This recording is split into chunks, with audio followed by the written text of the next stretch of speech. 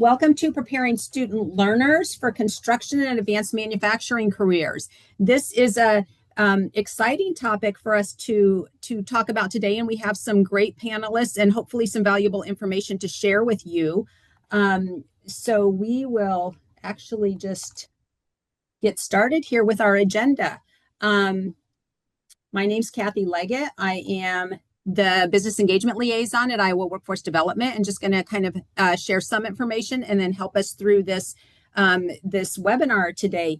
We are going to do a few welcome and introductions, a brief, very brief labor market overview. I just have a few pieces of information on the labor markets that I want to share. Then we're going to talk about what is a student learner. That is an topic coming up as it is an approved work-based learning program. And it is also has to deal with the waiver consent piece of having some students be able to learn a few skills that are deemed as hazardous activities. Student learner comes in there as well. So we want to just spend a little time to try and share what that means with everybody.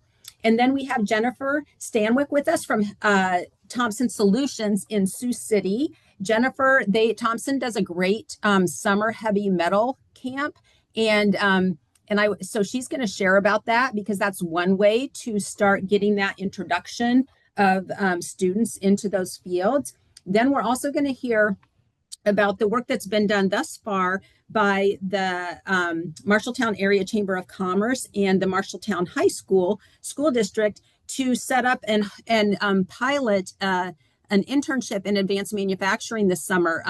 If many of you know, the Marshalltown area has a lot of advanced manufacturing employers. And so this is a great effort that has been culminating with multiple partners. And so we're excited to have them share with you what they're doing, what their goals are, and what they hope to accomplish. And then we are going to talk through a little bit of the CTE student learner work-based learning permission form that I did mention. This is the one dealing with those hazardous activities for 16 and 17-year-olds.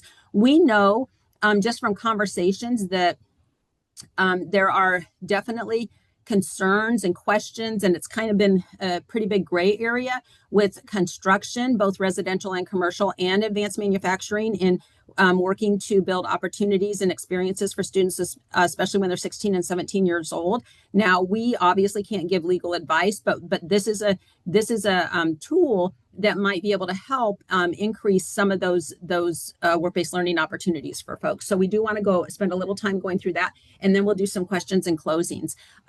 Please, just as we go through, put your questions in the chat, and we'll do introductions in just a second. If you'll put your questions in the chat, we'll do what we can to get to those. And then following this, everyone who has signed up to attend this presentation, we will send out the recording, and then we will send out the slides, and we will also send out relevant other documents that we referenced and a list of links to things, resources, so that you have all of those hopefully within a week, but look for that coming from us soon. So with that all taken care of, I think we're going to move along here. And here is the labor market information that I just wanted to share. Again, I say it's brief, but we're talking construction and manufacturing. And so from our LMI division, I wanted to share the 2022 to 2032 statewide industry projections, and what is the changes in employment for construction and manufacturing industries are, as you see, projected to be, an increase of over 8,000 jobs in the construction industry and over 11,000 in the manufacturing industry. And so in many of our areas, these opportunities will continue to grow and change, probably with technology and everything else that that impacts that. Oops. And then, okay. Thought I had one. Oh, there we go. Okay, sorry. I'm sorry. I'm managing too many screens for me here. And then the one other piece I wanted to share with you, and I can put a link in this to the email too, is on different occasions, our labor market information bureau does needs assessments, and they survey the employers, and we get a really good response. So the information is very valuable in that. And so in the most recent one, which was 2023, granted, we're or a little bit out of that. 95.3% of employers indicated that in the applicants that they were having for their open positions, that there was a lack of soft skills. Now, anybody who knows me knows that I hate that term soft skills, because I just think the skills that we're talking about really are employability skills, transferable skills, the skills that if you possess those, you can learn many other jobs. You can adapt to other positions if you possess these really critical skills. And so I've put on there in that needs assessment how they're defined and what the examples include. And I just share that as part of this because work-based learning opportunities are incredibly valuable in helping students and adults develop those skills. Because we can read about them, we can talk about them, but when you can actually do them hands-on in a workplace, that just provides just incredible experience and skill building. So I just wanted to share that. So here, actually, and now I'm going to do introductions. Sorry, I kind of flipped over that, got onto my slides. So let's do quick introductions and then we'll move on. So you know who I am. I'm going to next have Jody introduce herself. Sure. Hi, everybody. My name is Jody Smith. I work for the Iowa Department of Education. I am the education program consultant for both work-based learning and IRCs. So I work directly with the school districts on all of those initiatives. If they have questions about work-based learning or IRCs, I'm that go-to person. Awesome. And Justin, if you can do a quick introduction, we'll hear from you in a little bit. Yeah, Justin Bolivar, principal at Marshalltown High School. Great. Thank you. Kate? Yep. I'm Kate Bowermaster. I'm the Workforce Development Director here at the Marshalltown Area Chamber of Commerce. And Jennifer? I'm Jennifer Stanwyck. I'm the Director of Learning and Development with Thompson Solutions Group, and we're based out of Sioux City. Wonderful. So thank you so much. And then I'm going to now turn it over. First, I also want to thank Ben. Thank you for supporting us on the communications end. We can't do it without you guys. And then Jody, if you want to go ahead and talk us through the student learner program. Yeah, thank you, Kathy. So Kathy and I just thought it would be really good before we really start the webinar to kind of talk through what the Department of Education classifies as a student learner program. So I did put the definition here on the slide for you. The biggest thing to take into consideration here is student learner programs are really for those types of things that don't necessarily fall into that internship bucket or maybe that apprenticeship type bucket. And so examples of that might be you may have some students within your districts that have early release because they're going to work in a part-time job, for example. Some of those may be classified as student learner programs. The key there is that the part-time job that they're working must be a direct link back to their identified career interest of study or their CT program of study.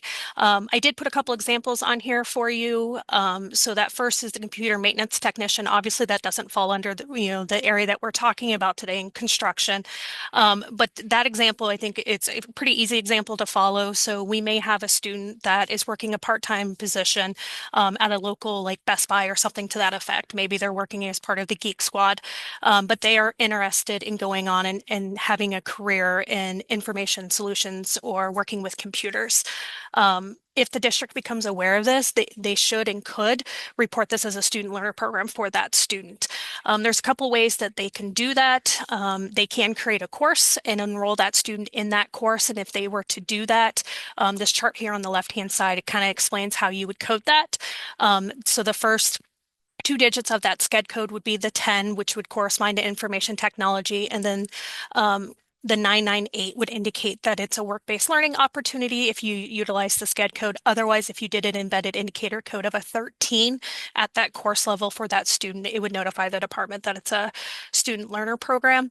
Another option would be to code it at that individual student level. So for this example, if the district did not want to create a course, they could code it at that individual student level for that student. Again, the first two digits would be the 10 for information technology and then the 13 for a student learner program. The biggest thing to remember here, again, is that there needs to be a direct tie between what the student is interested in pursuing upon graduation and that part-time position.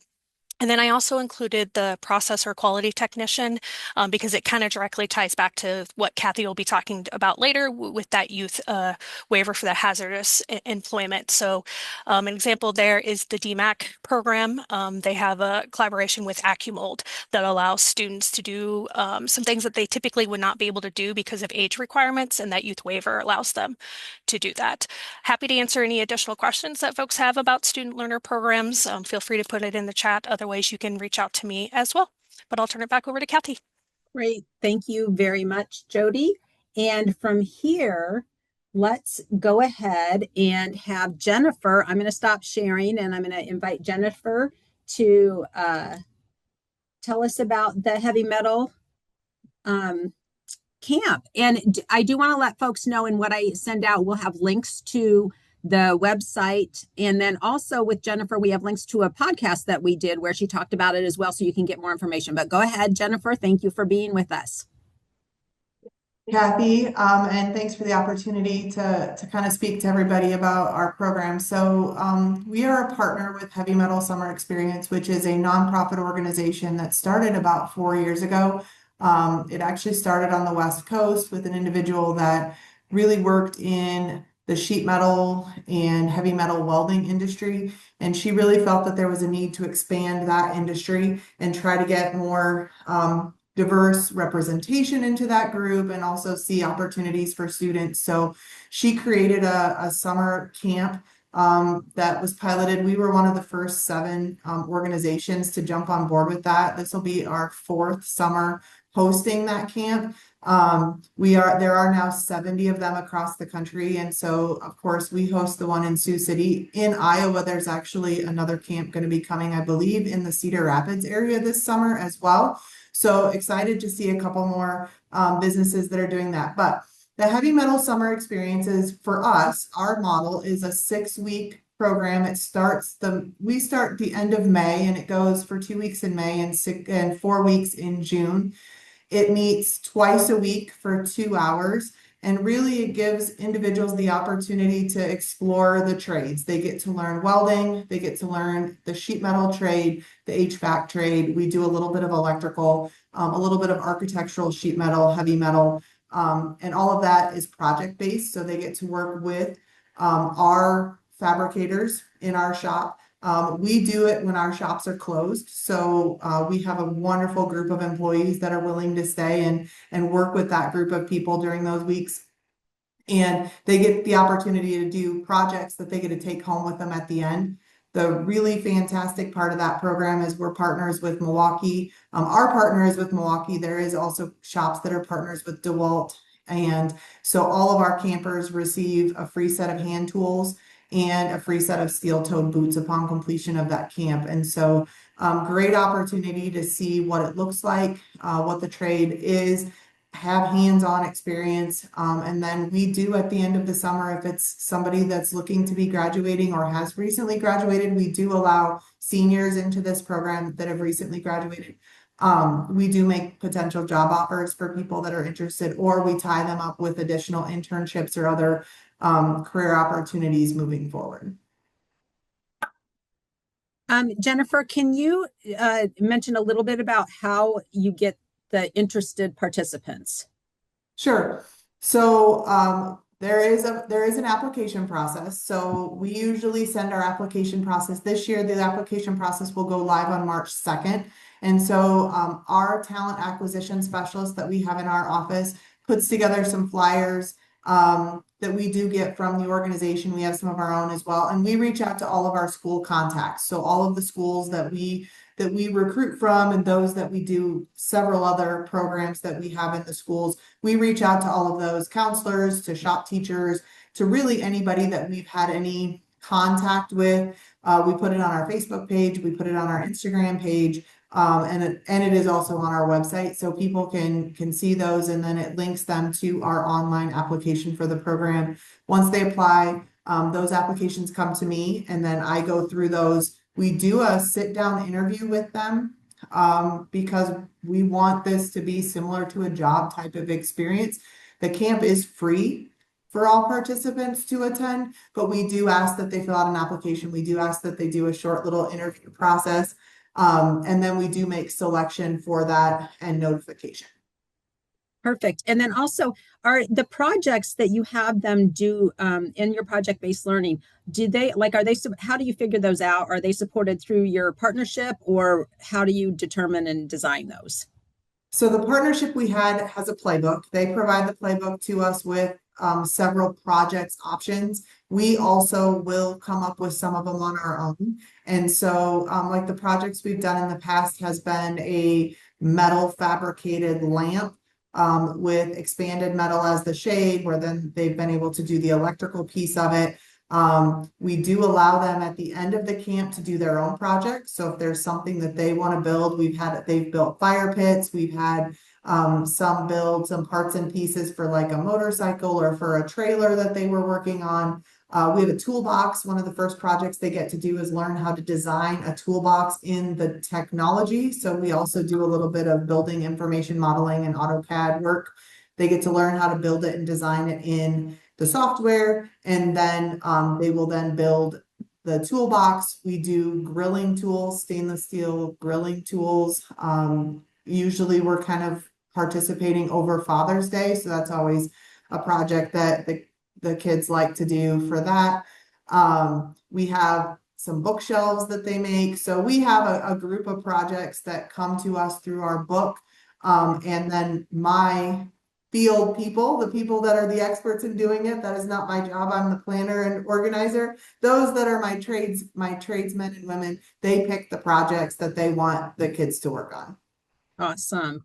And so I do think, as you mentioned, another campus coming to Iowa, and this is something that's across the United States. So there's an opportunity for employers who are related in the sheet metal? I'm trying to remember. Yeah. To look at that connection. But I also think that the information you share is valuable for somebody who might want to design, and even themselves or in partnership with other employers, some opportunity like this that gives kids a chance to get their hands, hands-on work in creating projects and getting to know the individuals in that field. Again, increasing awareness, looking at the talent pipeline piece, so lots of information to take from that.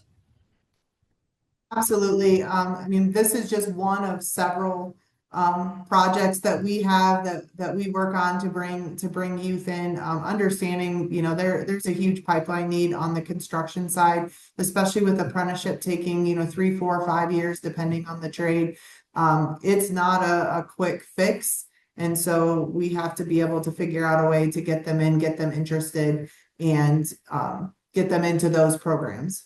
Yeah, and on this topic and knowing that you do a lot, not to put you on the spot, Jennifer, but is there any other, this is the camp, it's a great example, but can you share a little bit about what you do to increase awareness and make those pathway connections with high school students?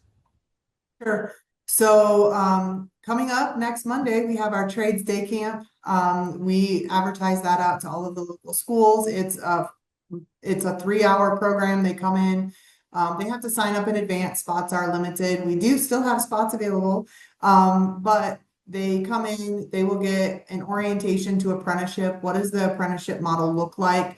How are costs covered with apprenticeship? How does that compare to 2-year or 4-year degree programs? And, we'll spend some time educating on what that looks like and why. And then after that process, we break up into groups and they get the opportunity to do some hands-on learning projects. We spend the next 2.5 hours of them rotating through. They get to do sheet metal and they get to do an automation project and a plumbing project and an electrical project and a fire alarm, limited energy project. This year we've added Wi-Fi and we've added IT and we've added building information modeling and engineering. So all of the buckets that we operate in, we will have a station for kids to rotate through to be able to do some type of hands-on activity. And we're doing one, that one's in Sioux City. We have one in Sioux Falls for maybe Iowa. People that are closer to that office, we do, Sure. We do neighbor there as well, and we have one there coming up on the 24th of February. We do internships, we do job shadowing. We partner with several schools for school-based internships in our prefabrication shops for electrical and for sheet metal. We have an entry-level trades program, which is a 12-week exploratory program for new graduates. or people looking to get into the trades.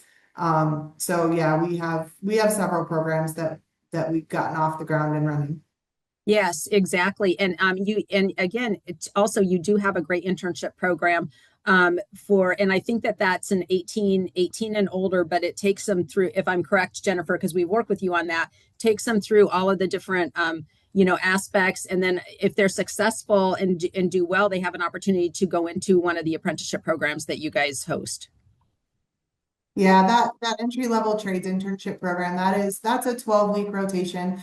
The intention, we usually start the beginning of June, and that program runs, like I said, until the end of August. They get to do 4 3-week rotations, and each of those rotations, they'll do a plumbing rotation, a sheet metal rotation, low voltage, limited energy rotation, and then an electrical. And they're in the field, so we do require that they're 18 or older for that program.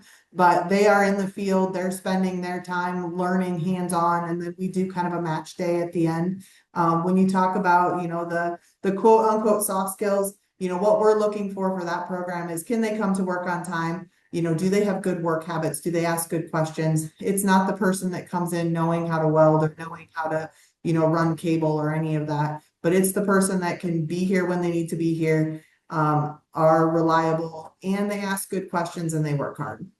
Great. Yes. So a wealth of great information from Jennifer and her company, Thompson Solutions. And I do want to say, and Jennifer, this is up to you if you want to, if you're willing to share your email in the chat if people have questions, and or if if somebody else is looking like, I would like more information on what they do to see what I can learn from that, then just if you reach out to Jennifer or let me know and I can connect you. But it's always, we have so many great things going on in the state, but thank you so much. Sometimes, you want to make a connection and learn a little bit more when you're planning to move forward with projects. So thank you so much. Next, I'm going to turn it over to Kate and Justin, and they are going to talk to us about the work they've been doing for an upcoming project this summer, specific to, as I mentioned, advanced manufacturing. So I'm going to just go ahead and mute myself, and however you two want to share the work you've been doing, that would be great. Thank you. Okay, yep, I can get started sharing it, and then Justin can chime in with how the student side might look. So as Kathy said earlier, I think this hasn't gotten off the ground running yet, but we have a commitment from a few employers so far. So we're really excited to get started. But what this is going to look like is a summer kind of rotational internship for students in Marshalltown. So they're going to get experience work life at 3 different employers in town. And they will rotate throughout the summer. So they'll spend about 3 weeks at each of these employers. And then we're going to try to give them about a week in between each rotation off, so they still get to experience summer as a kid, of course, and go on vacations with their families and stuff like that. Right now we're working in the manufacturing industry, so that's our first focus for the year. And the students that we're going to aim to find are just finishing up their junior year, so they're going to be in the summer between their junior and senior year, and they are probably not college-bound students. So these are kids that are ready to go into the workforce after they graduate high school. They are interested in the manufacturing sector. They have some sort of mechanical aptitude or interest in that area, and they are eager to make these industry connections and these employer connections in town, because we really want this experience to go over well for both the students and the employers. And if it doesn't go well one way or the other, it could kind of ruin the future of the program. So we have reached out to many employers in town to get this started, asked for any interest. And right now we've got 3 on board. And then after that, we connected with the school district to talk to them about this program and see if this would kind of fit into their work-based learning initiatives. And it sounds like it's going to be a good fit for that. So we've asked the school district to kind of pinpoint the kids that they think would be best for this role, for these roles. And they're going to get the job descriptions from the employers here later this month, so they can read through what the job duties are going to look like, and then they can find these kids that fit those job duties best, so we can make sure that pairing works out well.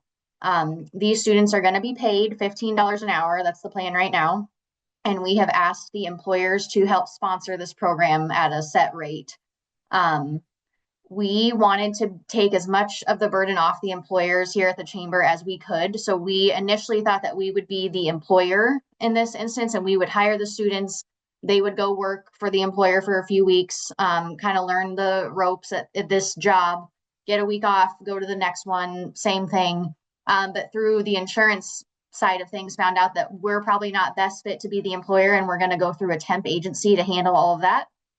Because that's kind of what they do anyway. This is a very temporary position. It's not even the full length of the summer at each employer. It's just 3 weeks at a time. So they're going to handle that side of things, which will go, I think, very smoothly since they know exactly how to handle that stuff.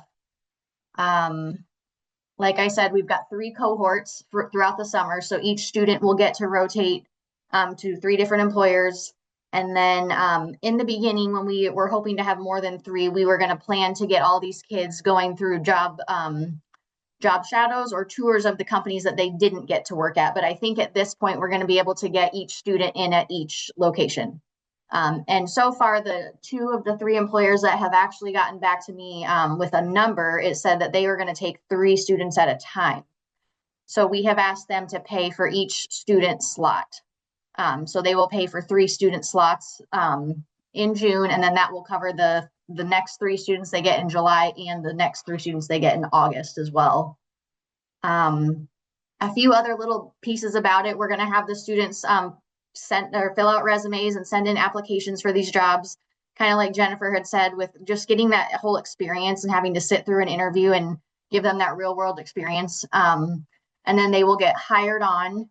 And then at the end of all of this, we're going to have both employer and students fill out surveys so we can kind of get their feedback on how the first year went and what changes we might need to make in the future. And then hopefully, if all goes well, we'd like to expand this to other industries in the future as well. I think that's the gist of it.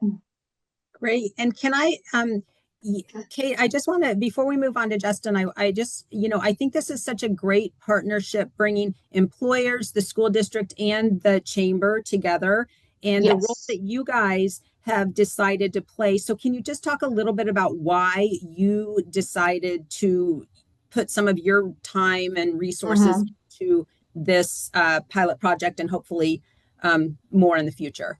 Yeah. Well, obviously my title is workforce development. So when we got this information from the state on what type of work-based learning initiative could you guys come up with, my boss here at the chamber, John Hall, and I sat down together and just started brainstorming some ideas of ways that we could get students into different manufacturing companies in town, and how we can try to create those connections for kids who, like I said, aren't going to go to college, but they're going to stick around in town. And so we want to make sure that they get into a career pathway that's meaningful for them and meaningful to the economy here in Marshalltown. And we've said this many times, like, we all need the clerks at Casey's and Quickstar and whatnot, but we want to get these students above and beyond that and get them into a role that's going to take them elsewhere in the future too. So this is just a big part of my job that is very important to our community. Yes, thank you. That's awesome. Okay, Justin, why don't you talk to us about this pilot project from your perspective with the school? Yeah, so thanks to Kate and then for bringing me on with this project. So this is great for Marshalltown High School students, primarily kids that are not looking to go to college. They want to get right out and they want to get working. We hear that from quite a few of our students. So it's super important for students to know. So students will go out and they'll feel their way out, and wherever they land, sometimes that's where they'll land. One thing working with young people, it just seems like they don't know how to go out and look for these other jobs. They don't know how to access help. So part of this, working with the chamber, is just we're going to bring this opportunity to the students, and introduce them to these companies within Marshalltown. And we're going to at least open that door for them. One of the things we've talked about with these businesses is there's a little bit of paperwork stuff that kids might forget to do. So before we even kick this off, Kate and I have talked with the business leaders and said, hey, we might even be able to help. We have what's called like an enrichment time in our morning here. So it is an opportunity for our business people to maybe do some HR type of stuff before they even, so they're not, using that time where they could be in learning these skills, learning the company. They do that right here at school before we even get into their businesses in the summer. So that I think that's going to be powerful. And then just like people need to understand working with young people, like it'll be great. This is going to be a great opportunity for our students in our workforce. The thing that I want to emphasizes these business leaders, they have to keep in touch with our young people because they still get shy. They could work with a company for the 3 weeks, 4 weeks in the summer, and then just kind of they kind of drop me. They don't really want to talk to me. So we're even trying to think about long term. So especially if they're a junior, how do we touch base on some different times throughout the year, like a winter break? Can they get all their classes in the morning and leave to go work after lunch, those kinds of things. So it's also working with those companies about how do we keep in touch with our students. So especially going in that senior year, if they can keep that communication ongoing, I mean, these students will be ready to go and hopefully want to come and work for them. Great. Thank you. Thank you, Justin. So, we're really looking forward to how this works out because as Kate said, hopefully this can be a model for other industries as well. And one of the things that you've heard them both mention, but I also just want to hit on again is really trying to develop, this project is really trying to develop that pathway pipeline for those students who at this point, when they're getting, juniors and seniors, their plan is to go into the workforce. And I think that's an area that just as a state, we don't have a real consistent way of plugging them into those really valuable employers that we have in our community and letting them see the opportunities that they have to stay. And just as a reminder, and it depends everywhere, we have about 40% of our student population graduating from high school intending to go into the workforce or not planning to go straight to post-secondary. And so if we can link these students with our employers in our communities, I just think it's a win-win. And so I'm very excited and I'm thankful to Kate and to Justin for and the employers in their area for really trying to put this together because I think that it has huge potential and we'll definitely keep in touch on it. So there's a few examples. I'm going to go ahead and go back to sharing my screen. And there we go. That should hopefully work. And a few additional pieces of information to share with you. The other thing is I did, and this will come out in the slides, I also put in here, we have a great write-up on Team Climb because they have been doing high school internships with, and really are seeing it as one of their top retention recruitment and retention opportunities. And so there's a story on here and there's connection there. So look, if you're looking for more information on some possible models or some success stories, that's there for you to take a look at. And then I'm going to go ahead and talk a little bit about this CTE, the hazardous occupation student agreement with you. And again, there's maybe, I'll go through some slides, but seriously, if you want more information, just reach out to me because we can talk you through it. The website's getting updated. I'll talk about that because I just don't feel like there's enough time right here to like in depth go through it. But I want to give you the overview that this does exist. Number one, both schools and employers, so you can be aware of this. Because as we saw with our LMI, construction, the construction industry and the manufacturing industry are big industries in our state. And we have heard multiple times from employers that it's difficult to get that pipeline or that pathway established or those relationships with students when they're 16 and 17, especially. I know we should start even earlier, but actually getting hands-on in that relationship when they're that age. And then you kind of feel like you maybe missed an opportunity. So I'm going to go through a little bit of this information, but one thing that I have to make sure that I always share is fundamental is that Iowa Workforce Development does not provide legal advice. Nothing that I'm sharing is legal advice. We cannot give you legal advice. You have to look to your own legal counsel and your insurance companies for anything, that you might do in this realm. And we know that there are employers who maybe would like to get 16 and 17-year-olds in their location and whatnot, but they're corporate or their insurancer says no way.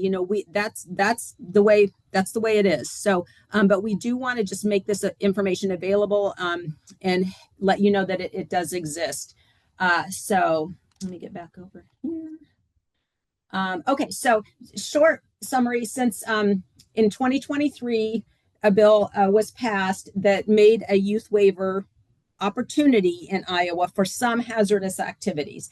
And when we send this out, there will be links for everything, so you can get more information. But basically, there are two paths that you can go through with this. If you are an employer and you're working with a school on their work-based learning programs, then it's an agreement permission slip that has to be signed if you want to include the ability to teach and train the students on some hazardous activities.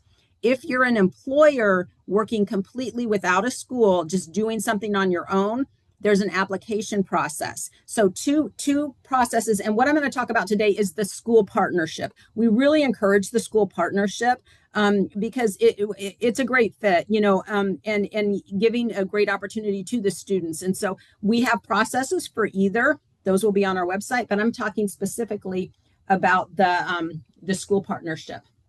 The other thing that I always want to say when I'm talking about the youth waiver legislation or process is that the intent is to provide students an opportunity to develop skills. It is not the intent that you now have a 16 or 17-year-old who is going to do a hazardous activity 8 hours a day. That's not what this is. This is to be part of an instructional training opportunity so that maybe they can get their hands on something they couldn't otherwise do, just to learn a little more about it, to see what that's like under certain conditions with safety training and supervision. So just want to make it very clear, that's what the intent is of this. And then here is just some code things, and it really just kind of says everything I already said. Talked about school sponsored programs and signatures, and I'll go over that a little bit more. I know that you can't see this really well, but I just wanted to kind of take a snapshot picture from my computer so you would see what the permission form / agreement looks like. It's 2 pages, and what it basically does is it fills in all the information. Who is the participant? What is the school program? What on the list of eligible hazardous activities is the student going to participate in? And then there are many acknowledgments that have to be met in order for this to take place, because it's certain activities under certain conditions. And so that's just a kind of a picture of what it looks like. And then here are the kind of the conditions to run through. The student learner is enrolled in a work-based learning, a CTE program or a student learner program, and they are working with an employer under the following conditions: that it's a craft that is recognized as an apprenticeable trade, or the student is employed under a written employment agreement. And here's the thing, though, this waiver, this permission slip agreement, can be used for work-based learning experiences with a school partner that are paid or unpaid. So I want to make sure that people know it can be used in either of those situations. The work the student employee is declared particularly hazardous and is incidental to the training.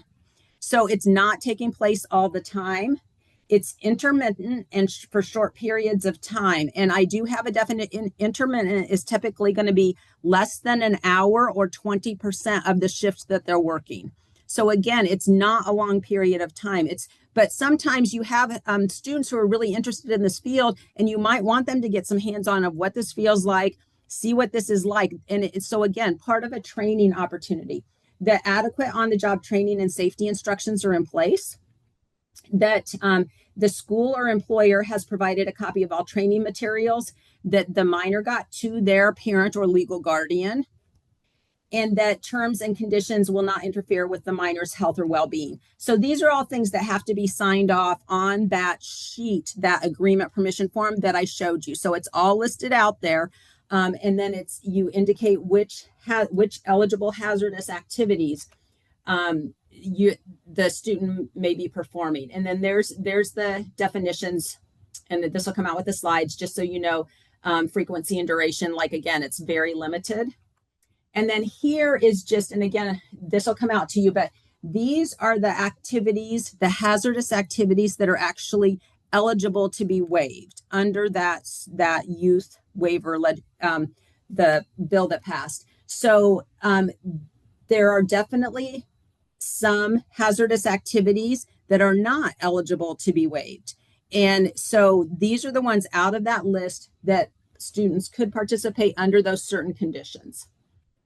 The other thing that I want to make sure and share is that on that agreement, the student has to sign, the school representative has to sign, the parent or guardian has to sign, and the employer has to sign. So all of those signatures have to be, the form has to be filled out. It has to have all of those signatures. And then per the legislation, it has to be sent to Iowa Workforce Development and on file there before the activity can start. So there's information on it. The forms come to me. I file them. I get back in touch with the employer to say, yep, you're good to go. So I'm just wanting to make sure that people know that this is available. Also, that we are updated. The website has been updated for the youth waiver and hopefully is much more clear and easy to use. But I also have some changes. So it's a work in progress, just like many things. So I would say, give me to the end of the month to have it all perfect the way it should be. I do have some edits to make, but my information is everywhere. So you can get a hold of me and ask me any questions. And as part of this, you will have a link to that consent form as well, just to so that you can access it. If you're an employer, even if you're a school and you're working on work-based learning, then you can make your employers aware of this, however you might want to deal with that.